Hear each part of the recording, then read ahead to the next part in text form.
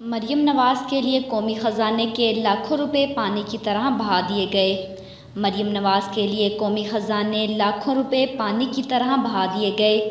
مریم نواز کی ممکنہ آمدن کے پیش نظر اب تک سہالہ ریسٹ ہاؤس پر 20 لاکھ روپے خرچ کیے جا چکے ہیں۔ تفصیلات کے مطابق سابق وزیر اعظم نواز شریف احتساب عدالت سے ایوان فیلڈ ریفرنس سے سزا پانے کے بعد اس وقت اڈیالہ جیل میں ہیں، جہاں ان کی سزا کا آغاز ہو گیا ہے۔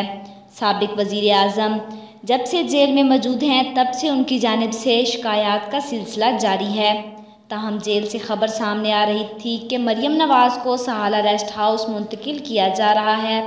اس مقصد کے لیے سہالہ ریسٹ ہاؤس میں انتظامات مکمل کیے گئے ہیں، تاہم 20 لاکھ روپے کا خرچہ کیا گیا، لیکن مریم نواز نے اس عمر میں اپنے باپ کو اکیلا چھوڑنے سے انکار کر دیا اور اڈیالہ جیل میں ہی رہنے کا فیصلہ کر لیا۔ اس عمر میں وہ اپنے بوڑھے باپ کو چھوڑ نہیں سکتی۔ دوسری جانب سہالہ ریسٹ ہاؤس میں مریم نواز کی منتقلی کے پیش نظر لاکھوں روپے پانی کی طرح بہا دیے گئے۔